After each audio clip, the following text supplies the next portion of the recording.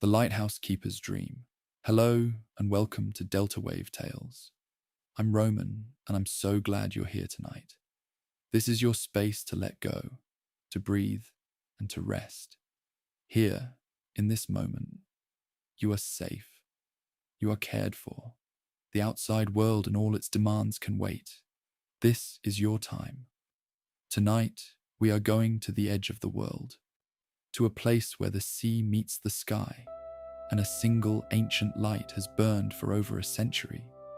It is a light that has guided ships through storms, given hope to the hopeless, and shown the way home to countless souls.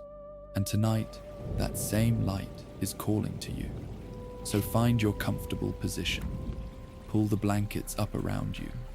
Let your eyes close. Let your body soften. And let me tell you a story of love, loss, and the beautiful power of coming home. This is The Lighthouse Keeper's Dream. Part 1. The Edge of the World. Imagine, if you will, a place where the land surrenders to the sea. Not gradually, not with gentle sandy beaches and playful waves, but with a sudden, dramatic finality. Here, the earth thrusts up ancient, jagged rocks, dark and brooding, as if the very bones of the world have broken through the skin of the soil. These rocks are scarred and smooth, polished by 1,000 years of salt spray and furious storms. They stand like silent guardians, or perhaps like prisoners, forever chained to the relentless rhythm of the tides. Upon the highest of these rocks, perched as precariously as a seabird's nest, stands the lighthouse. It is a structure of immense dignity and quiet strength. Its walls are built of granite blocks, each one hewn by hand, in a time when men measured their lives in the swing of a hammer and the sweat of their brow. The white paint that covers it is not pristine. It is weathered and peeling, showing the grey stone beneath, like an old man showing the scars of a life well lived. Time and the elements have carved their signatures into every surface. The sea stretches out from this rocky outcrop in an endless, breathing expanse. Today, the water is a deep, soothing indigo, almost purple in the fading light. Small, playful whitecaps dance across its surface, catching the last rays of the sun and sparkling like scattered diamonds. But the sea is a creature of many moods. It can be a gentle, lulling mother, or a furious, roaring beast. Right now, it is in its contemplative state, whispering ancient secrets to the shore. The sky above is a vast, inverted bowl, painted in the softest hues of twilight. The sun, a perfect, molten orb of gold and crimson, is slowly sinking below the horizon. It seems to hesitate, reluctant to leave, casting long, dramatic shadows across the water. As it dips lower, the colors transform. The gold deepens into amber, the crimson bleeds into rose, and the blue of the sky turns to violet, then to a deep, velvety purple.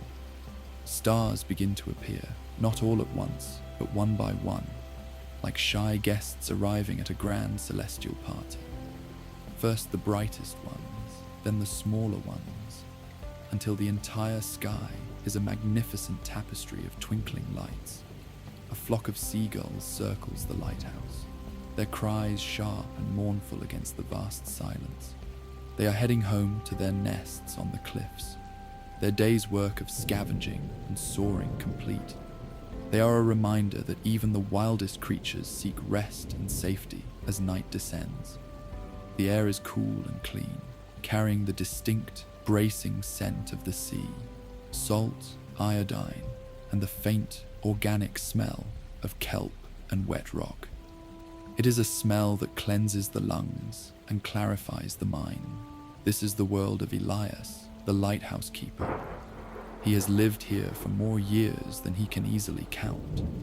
The passage of time has become meaningless in this place. There is only the rhythm of the tide, the cycle of the sun and moon, and the eternal, unwavering pulse of the light. He is the sole human inhabitant of this rocky outpost, His only companions are the wind, the sea, and the birds. And yet, he has never felt truly alone. There is a presence here, something ancient and watchful, a spirit of the place that has accepted him as its caretaker. Elias is an old man now. His face is a map of fine lines etched by wind and squinting into the distance. His hands are gnarled and strong, the fingers calloused from decades of polishing brass and trimming wicks. His eyes are the pale, clear blue of a winter sky, eyes that have seen countless sunsets and sunrises, eyes that have watched storms rage and seas calm. He moves with a quiet, practiced grace, each movement deliberate and purposeful. There is no haste in him, no anxiety. He has made peace with his solitude. Reflection, prompt. Take a slow, deep breath in. As you exhale, feel yourself leaving the busy world behind. You are standing on that ancient rock, feeling its solid, unyielding stability beneath your feet. The cool, salty air fills your lungs, cleansing and refreshing. The sounds of the outside world begin to fade, replaced by the gentle, rhythmic whoosh of the waves. You are safe here. You are at the edge of the world, where everything is simple and pure. Let your breath find the rhythm of the sea. Let your shoulders drop. Let your jaw unclench. You are home. Part 2. The Ascent. Let us follow Elias now. He stands at the base of the lighthouse, his hand resting on the heavy, iron-bound door. The door is ancient, its wood thick and dark, studded with large, rusted rivets. It has withstood a century of battering storms, and it stands firm and silent. He pushes it open, and it swings inward with a low, groaning sigh, like an old man stretching his weary bones. Inside, the air is cool and still, carrying the scent of oil, brass polish, and ancient stone. The ground floor is his living quarters. It is a small, circular room, sparsely but comfortably furnished. There is a simple wooden table with a single chair, a bookshelf filled with worn, leather-bound volumes, and a narrow bed in the corner, neatly made with a coarse, grey blanket. A small cast-iron stove sits in the fireplace, its cold interior waiting for the morning fire. Everything is clean and orderly, a testament to a man who has found peace in routine. A brass oil lamp burns on the table, casting a soft, warm glow on the room. Its flame is steady and unwavering, a smaller version of the great light above. In this quiet space, Elias performs his evening ritual. He fills a kettle with fresh water and places it on the stove. He doesn't light the fire. He is saving that for the morning. Instead, he pours himself a small measure of water from a clay jug, sipping it slowly, letting its coolness ground him. He picks up a worn, leather-bound journal and a quill pen. He writes a single line. Another day, another vigil. The sea is calm. The sky is clear. All is well. This daily entry is his anchor, his way of marking time and acknowledging his place in the world. He closes the journal and places it back on the shelf, his fingers tracing the spines of the other books, old friends whose stories he has read many times over. Now it is time. He ascends the spiral staircase. It is a long, winding climb, the steps worn smooth in the center by 100 years of footsteps. The staircase is a narrow, iron structure, bolted directly to the stone wall. It spirals upwards into the darkness, disappearing into the shadows above. As he climbs, the sounds of the outside world fade away. The cry of the gulls grows faint. The whisper of the waves becomes a distant memory. There is only the sound of his own footsteps, a steady, rhythmic clink, clink, clink on the iron steps. He pauses at a small window on the first landing. He looks out at the sea below, which is now just a vast, dark expanse stretching to the horizon. The last light of the sun has faded. and the world is now a place of shadows and secrets. But the stars are out in full force, their light reflected in the dark water. He sees a shooting star, a brief, brilliant streak of silver across the sky. He makes a wish, though he can't remember the last time he wished for anything for himself. He is content. He continues his ascent. His breathing is steady and deep. His legs, though old, are strong from this daily climb. He passes the second landing, where a large iron water tank stands, catching rainwater from the roof. He passes the third landing, where he keeps his extra stores of oil and spare parts for the lamp. Each step brings him closer to the heart of the lighthouse, the lantern room. Reflection, prompt. Feel the rhythm of the climb. Each step is a movement of meditation. Step, breathe. Step, breathe. The world is falling away below you. You are ascending into a place of light and peace. Feel the cool iron beneath your hands, the solid stone at your back. You are climbing away from all your worries, all your cares. Each upward step is a release, letting go of tension, letting go of thought. You are rising towards a higher state of calm. Your muscles are relaxed, your mind is clear. Step by step, you are leaving the ordinary world behind and entering a sacred space. Part 3. The Sanctuary of Light. At last, Elias reaches the top. He stands before the brass-plated door to the lantern room. This door is heavier than the one at the bottom, intricately engraved with swirling patterns of waves and spirals. It is polished to a brilliant shine, reflecting the glow that seeps through the crack beneath it. He places his hand on the cool brass and pushes the door open.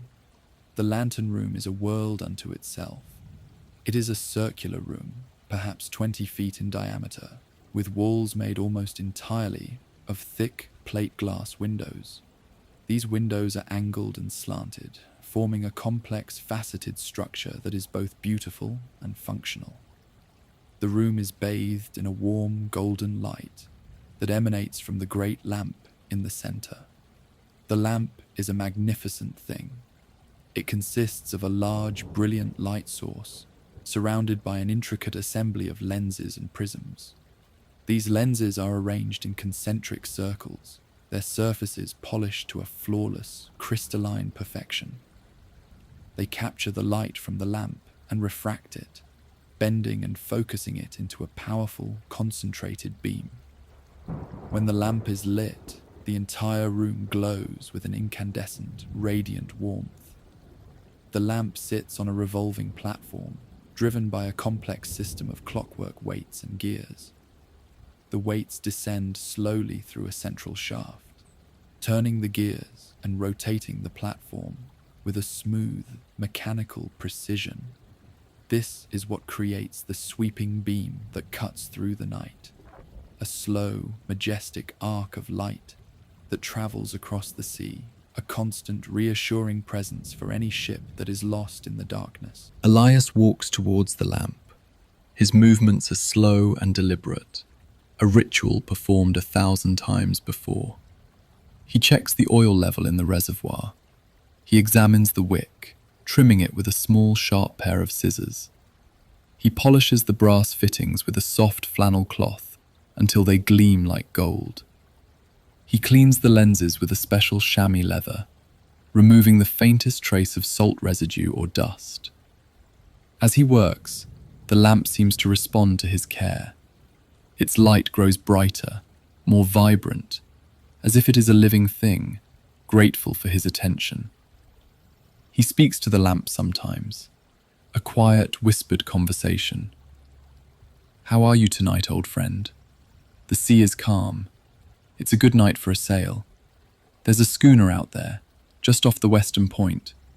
I can see her mast light. She's heading home. Just like you, she's following the light."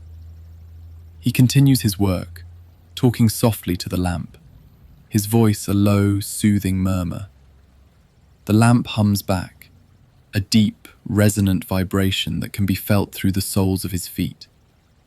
He walks to the outside gallery, a narrow, railed platform that encircles the lantern room. He steps out into the cool night air. The wind is gentle here, a soft breeze that plays with his hair and brushes against his face. He looks down at the sea, which is now an endless, impenetrable darkness, broken only by the white line of surf crashing against the rocks below. The stars are so bright, so numerous, they seem to cover the sky like a blanket of crushed diamonds. He feels a profound connection to the universe. He is just one man, perched on a tiny rock in a vast ocean, but he is part of something immense and beautiful. He is the keeper of the light, and his light is a tiny star, a point of connection between the heavens and the earth. A sense of deep joy fills his heart. It is not a loud, boisterous joy, but a quiet, abiding contentment. He has found his purpose. He has found his peace. This is where he belongs. The wind whispers through the iron railings, and for a moment, he could swear it whispers his name. He smiles, a rare and genuine smile, and turns back to the warmth of the lantern room. Reflection prompt. Stand with Elias on the gallery. Feel the cool night air on your skin. Look up at the stars, so bright and clear. Feel the warmth of the lantern room at your back, a constant, reassuring presence. You are suspended between the sea and the sky, held in a moment of perfect peace. Feel the deep, resonant hum of the lamp vibrating through the floor, through your feet, into your very bones. It is a sound that soothes and calms, synchronizing with your heartbeat, slowing it down. You are part of this light now. You are part of the peace. Let this feeling sink deep into your soul. Part 4. The Thread of Memory. After a few minutes of quiet contemplation, Elias returns to the lantern room. He takes his customary seat, a tall wooden stool placed near the window. This is where he will spend the night, watching over the light and the sea. He settles himself, the stool creaking softly under his weight. He wraps his worn woolen coat more tightly around himself and gazes out at the horizon. His mind begins to wander. It is a familiar path, a thread of memory that he follows on nights like this, when the sea is calm and the world is quiet. He finds himself thinking of his youth, a time that feels both distant and as close as yesterday. He remembers a village, a small fishing village, tucked into a sheltered cove. He sees whitewashed cottages with thatched roofs, smoke curling from their chimneys. He sees a cobblestone street that winds down to a small harbour, where a fleet of fishing boats bobs gently on the tide. He can almost hear the sounds of the village, the clatter of wooden clogs on the stones, the shouts of the fishmongers, the laughter of children playing in the streets. He remembers his mother. She was a small, round woman with a kind, weathered face and hands that were always busy. She would bake bread in the old stone oven, and the whole cottage would fill with the warm, yeasty smell. He remembers her singing as she worked, a simple folk melody that he has never forgotten. The melody is sad, yet hopeful, and it carries a sense of longing that has never left him. He remembers his father, a tall, silent man who was more at home on the sea than on land. His father was a fisherman, and Elias would often go with him, sitting in the bow of the small wooden boat, watching the seabirds dive for fish. He remembers the feel of the salt spray on his face, the thrill of the chase, and the deep, silent bond that existed between father and son. They didn't need to speak. The sea was their conversation. He remembers her. Of course he remembers her. Her name was Alara. She was the daughter of the village schoolteacher, a girl with dark, shining hair and eyes that sparkled with intelligence and mischief. He had been in love with her since he was a boy. They would meet by the old stone bridge that spanned the creek, and they would talk for hours. She would read him poetry, her voice sweet and melodic. He would tell her stories of his adventures on the sea. They shared their dreams, their hopes, their secrets. They promised each other forever. He sees the memory as if it were happening right now. They are sitting in the meadow just beyond the village. It is summer, and the wildflowers are in full bloom. The air is thick with the scent of honeysuckle and clover. She is weaving a crown of daisies and placing it on his head. She laughs, a sound like wind chimes. He leans in to kiss her. He feels the soft warmth of her lips.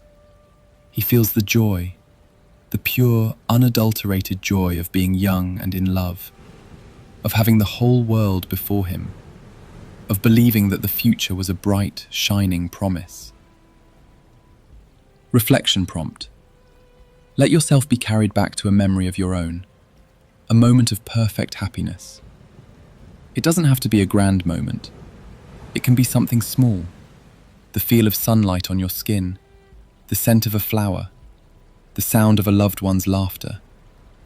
Let the memory wash over you, warm and comforting.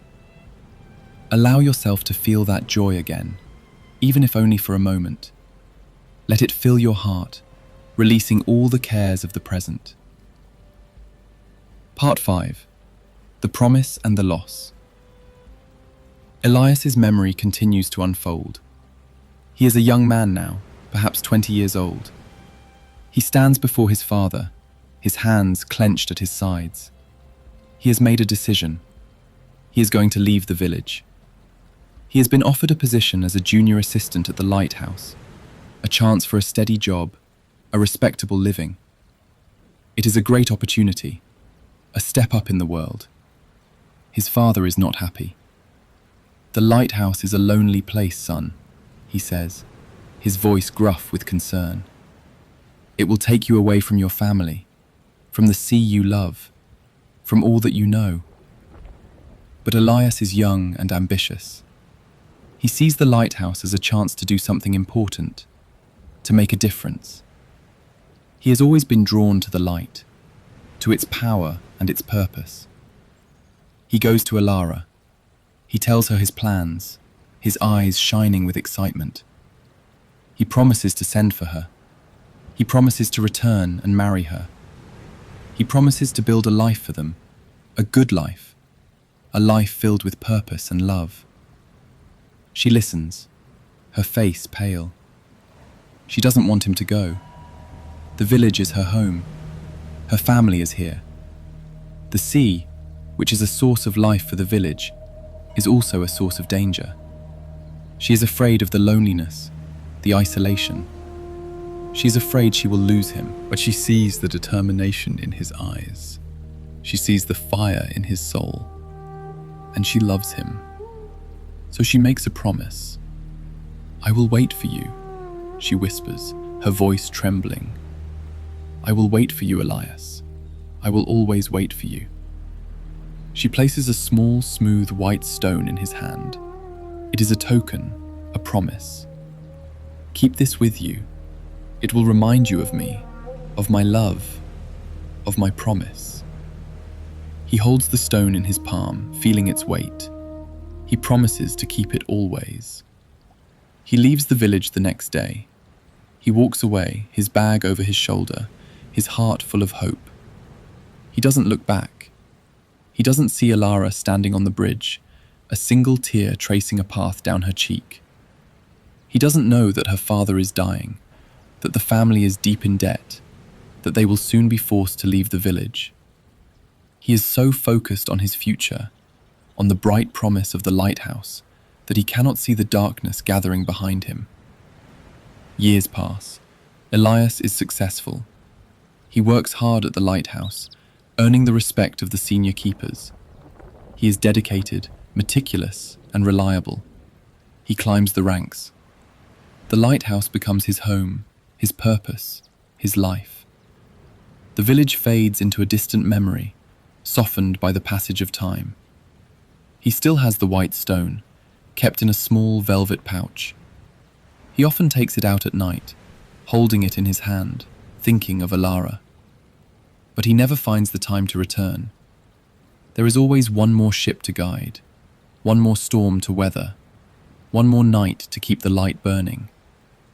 He hears news, many years later. A rumor. The village was hit by a terrible epidemic. Many died.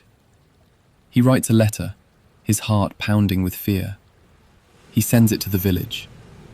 He receives a reply from a stranger. The schoolteacher's family is gone. Alara, his Alara is gone. She died of a broken heart, the letter says. She waited for him for years, but he never came. Elias is devastated. The grief is a physical blow, knocking the air from his lungs. He has lost everything. His love, his hope, his connection to the world. He retreats further into the lighthouse. He throws himself into his work, his only solace. The memory of Alara becomes a source of pain, a wound that never fully heals. He stops talking about the village. He stops talking about his past. He becomes the solitary keeper, the silent sentinel, a man who has lost his way in the dark and whose only purpose is to guide others home. The stone is still in the pouch, tucked away in his jacket pocket, a constant reminder of a love that was lost. Reflection prompt. Feel the weight of this sadness, but don't hold on to it. Let it pass through you like a cool breeze. Acknowledge the pain of loss, the loneliness of grief. It is a universal feeling, a part of the human experience. But know that you are safe. You are not alone. The light of the lighthouse is a promise of hope, of healing, of the possibility of finding your way back home. Even in the darkest moments, the light is always there, waiting to guide you. Part 6. The Strange Night. Elias shakes himself from his reverie. The memory of Alara is always painful, but tonight it feels different. Tonight, there is a strange electric energy in the air. The lamp seems brighter than usual, its hum deeper, more resonant. The fog, which had been absent earlier, is now rolling in from the sea. It's a thick, milky fog, so dense that it blots out the stars and the distant horizon. He can hear the sound of the foghorn, a deep, mournful bellow that echoes across the water. But the foghorn is not his. It's coming from a ship that is lost. He walks to the window, peering into the impenetrable whiteness. His beam cuts through the fog, a solid golden sword, but it reveals nothing. The fog is too thick. And then he sees it. A shape. A dim, ethereal shape within the fog. It's a ship, but it's like no ship he has ever seen. It's translucent, glowing with a soft, opalescent light. Its sails are not made of canvas, but of shimmering gossamer, like spider silk spun by moonlight. It moves through the fog without a sound, without disturbing the water. There are no lights on its deck, yet it is illuminated from within, casting a pale silver glow on the surrounding mist. A figure stands on the bow. It's a woman, dressed in a flowing white gown. Her face is indistinct, blurred as if seen through water, but her form is unmistakable. She has the grace of a dancer, the ethereal beauty of an angel. She lifts her arm and points towards the lighthouse, towards Elias. He feels a pull in the center of his chest, a deep, visceral yearning. He feels as though he is falling, yet he is standing perfectly still. He knows this feeling. It's the feeling of longing. It's the feeling he felt in the meadow when he was a young man looking at Alara. But it's also a feeling of coming home. It's the feeling of returning to a place you've never been, but somehow know. The siren's form becomes clearer. He can almost see her face, The recognition dawns on him slowly, like the sun rising over the horizon. It can't be. It's impossible. But her hair, the way she stands, the way she lifts her hand. "Elara," he whispers, his voice a croak. The figure smiles, a serene, knowing smile. And then she points back at the beacon. "Come home," a voice whispers. It's not a sound he hears with his ears. It's a voice he hears in his soul. The light is calling you home. His heart is pounding now, a wild, frantic drumbeat against his ribs. He clutches the railing, his knuckles white. Tears are streaming down his face, but he doesn't know if they are tears of fear or joy.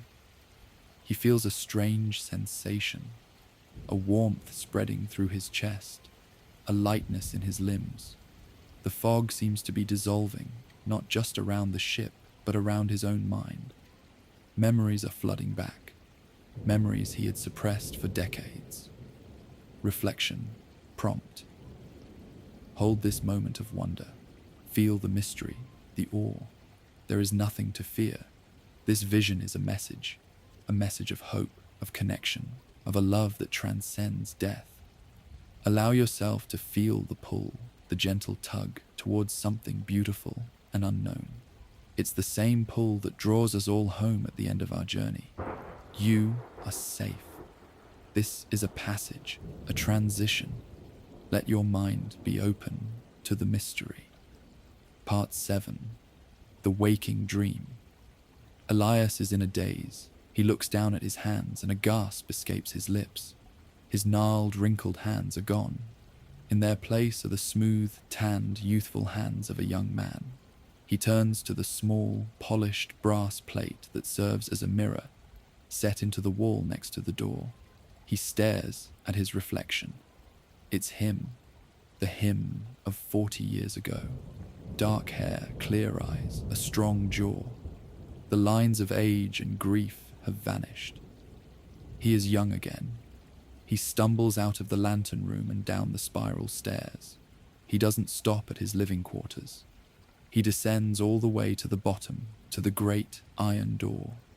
He pushes it open, and instead of the familiar, rugged rocks and the crashing sea, he steps into a sun-drenched meadow. The grass is soft and green beneath his feet, reaching to his ankles. The air is warm and fragrant, carrying the scent of wildflowers, honeysuckle, clover, lavender, and roses. A gentle breeze rustles the leaves of a nearby oak tree, creating a soft, shushing sound. Butterflies, painted in vivid shades of blue and orange, dance among the flowers. The sky above is a perfect, cloudless cerulean. And there, in the middle of the meadow, is Elara. She is young again, just as he is. Her dark hair flows down her back, adorned with a crown of white daisies. She is wearing a simple white dress, the same dress she wore on the day he left. She is picking wildflowers, her movements graceful and unhurried. She looks up and sees him. Her face breaks into a radiant smile, a smile that lights up the entire meadow. "Elias," she says, her voice the sweetest music he has ever heard. She runs towards him, her dress billowing behind her. He runs towards her. They meet in the center of the meadow, falling into each other's arms. He holds her tight, burying his face in her hair, breathing in her scent, which is the scent of flowers and sunshine. He can feel her heart beating against his chest. He is sobbing, tears of pure joy streaming down his face. "Elara," he whispers. "Elara, I'm sorry. I'm so sorry. I never meant to leave you. I thought I could come back. I didn't know."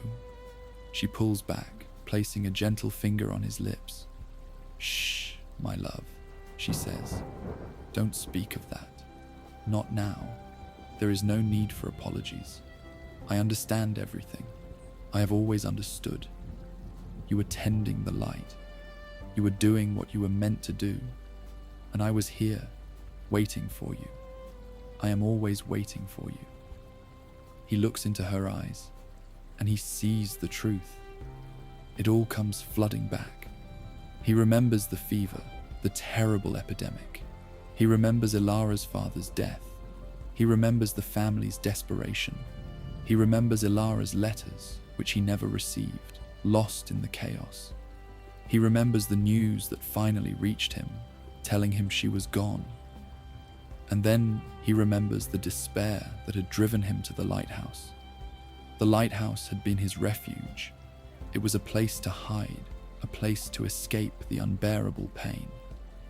The fog of grief had settled over his mind, protecting him, but also trapping him.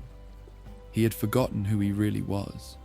He had become the lighthouse keeper, a role, a shell.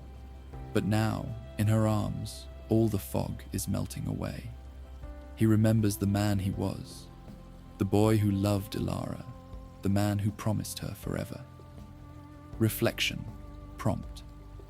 Feel the joy of this reunion. It is a joy that transcends time, space, and even death. Feel the warmth of the sun, the softness of the meadow, the strength of the arms that hold you. Let go of all the sadness, all the regret. It is being washed away by a wave of pure, unconditional love. You are whole again. You are home. Part 8. The Truth of the Light. They walk hand in hand through the meadow.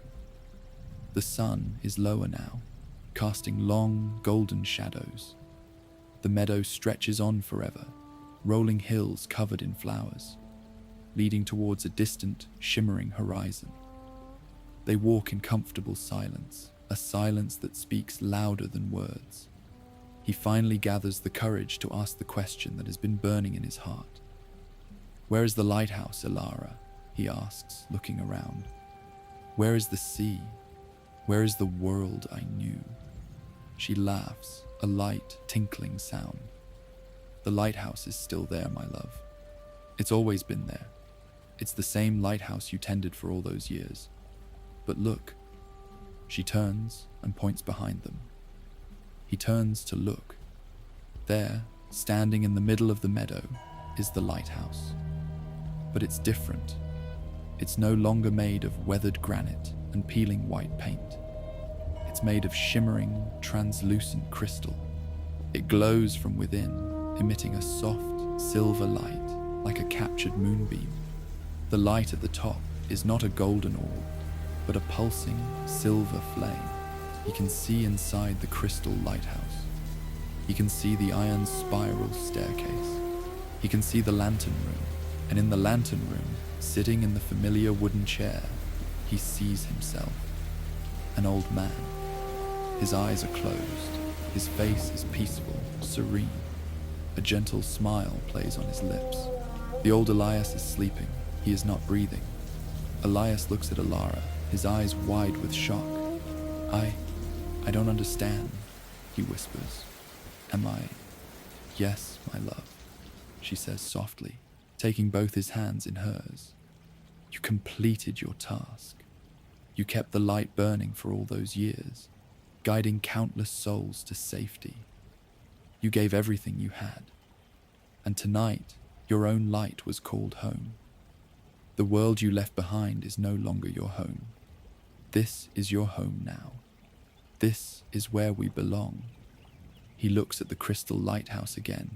He sees the ethereal ship, the one with the gossamer sails, that had appeared in the fog. It is now anchored in a calm, sparkling lake at the base of the crystal tower. The figures on the ship are getting ready to disembark. Souls like him, weary travelers who have finally found their way to the light. He looks at Ilara. He sees not just her face, but her soul. He feels her love, a love that has been constant and unwavering, waiting for him through all the years of his loneliness. A tear rolls down his cheek, but it is a tear of pure, unadulterated joy. "I didn't know," he says, his voice choked with emotion. "All those years, I thought I had lost you, but you were here all along. You were waiting for me. You were my light." "We were each other's lights," she says, cupping his face in her hands. "And you, Elias, You became a light for the whole world. That was your gift. That was your purpose. Reflection, prompt. Let the truth of this revelation sink in. You are not losing the world. You are being welcomed home. The light that you have always sought outside yourself is actually within you, and it is guiding you home. Feel the immense peace of this realization. The struggle is over. The journey is complete. You are safe. You are loved. You are home. Part 9. The Eternal Vigil. Elias takes one last look at his sleeping body in the crystal lighthouse. There is no sadness, only a profound sense of gratitude. He had served his purpose. He had done his duty. He had kept the light burning. And in the end, the light had kept him safe, guiding him home. He takes Alara's hand, and they begin to walk together through the meadow. They are young, full of energy and hope. The meadow stretches on, inviting them into an endless, beautiful future. A flock of luminous butterflies rises up from the flowers, swirling around them in a joyful dance. The air is filled with the sound of soft, celestial music, a melody that is both familiar and new. He looks back one more time. The crystal lighthouse is shining brilliantly, its silver beam shooting up into the sky, illuminating the entire meadow. He can see the ship now, surrounded by a shimmering halo of light. More figures are disembarking, figures that look familiar. He recognizes a face. It's his father, walking off the ship, his face creased with a smile. And behind him, his mother, her hands clasped together, her eyes bright with tears of joy. They are all being guided home by the light that he kept burning for so long. Alara squeezes his hand. "Come," she says. "There is so much to see, so much to discover. The journey is just beginning." He turns away from the lighthouse and looks into her eyes. All the love, all the peace, all the joy he has ever felt and will ever feel is concentrated in that single moment. He is no longer the solitary keeper. He is part of a community, a family, an eternal love. He has been reborn. The silver light from the lighthouse begins to fade as they walk deeper into the meadow. But it is not a fading into darkness. It is a fading into a new kind of light. A light that is softer, warmer, and more intimate. It's the light of the stars, the light of the moon, the light of love itself. They walk on, hand in hand, their forms becoming one with the meadow, one with the light. Part 10. The Final Homecoming. They walk for what feels like both an instant and an eternity. The meadow begins to change. The wildflowers give way to a gentle, rolling landscape of soft green hills. A river appears, its water clear and sparkling, reflecting the silver light of the eternal sky. On the other side of the river, Elias can see a village. It is the village of his youth, but it is different. It is more beautiful, more vibrant. The cottages are painted in bright, cheerful colors. The gardens are bursting with flowers. The air is filled with the sound of laughter and music. This is the real village, Alara says softly. This is the village that lives in our hearts. This is where we belong now. They cross the river on a small stone bridge.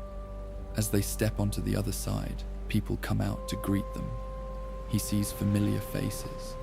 His mother, her arms open wide, her face radiant with joy. His father, standing tall and proud, a warm smile on his weathered face. Other faces, people he had known and loved, people he had lost over the years. They are all here, waiting for him.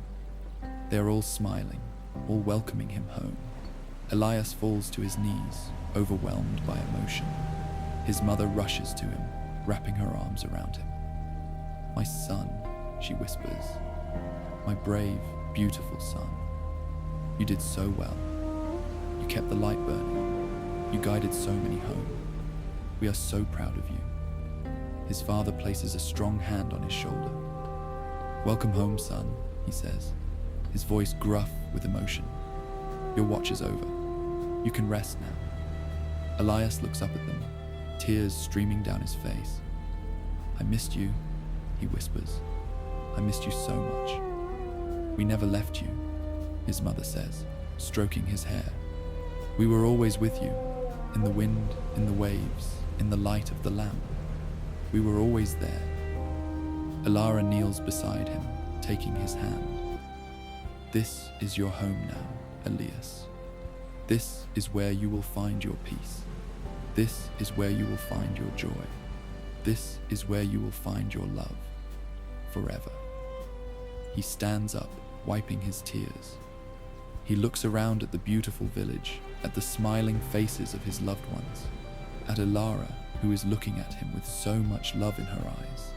He feels a peace that he has never known, a peace that transcends all understanding.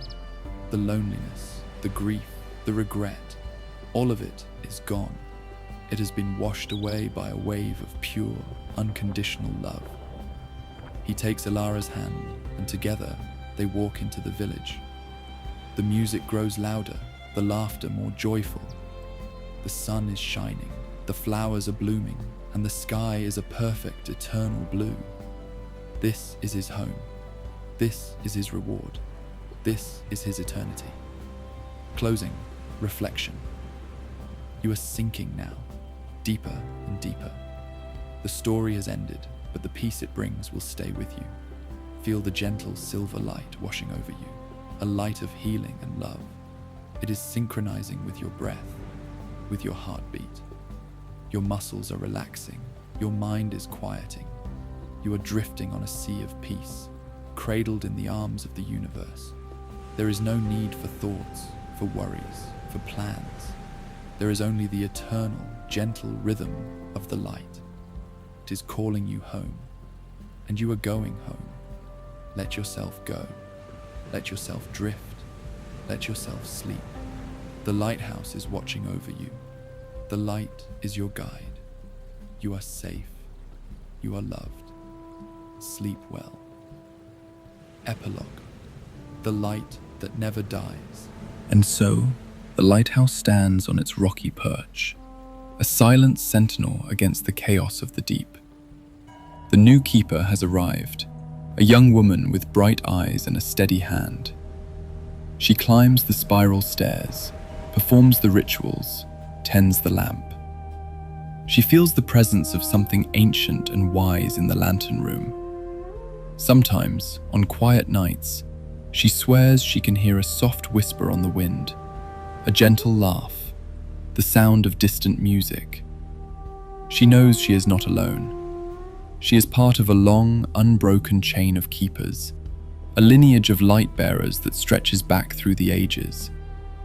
And high above, in the crystal lighthouse of the soul, Elias watches over them all. He is no longer a solitary keeper, but a part of the eternal light itself. His love, his sacrifice, his devotion, it has all become one with the beacon. Every night, when the light sweeps across the sea, it carries a little piece of him, a little piece of his love, a little piece of his hope, guiding lost souls home. The sea continues its eternal rhythm. The tides rise and fall. The stars wheel across the sky. The lighthouse stands firm, a symbol of hope, of love, of the unbreakable spirit of humanity. And in the hearts of all who see it, in the hearts of all who are guided by it, the light of Elias lives on. A reminder that even in the darkest night, there is always a light to guide you home. A reminder that love never dies. A reminder that you are never truly alone.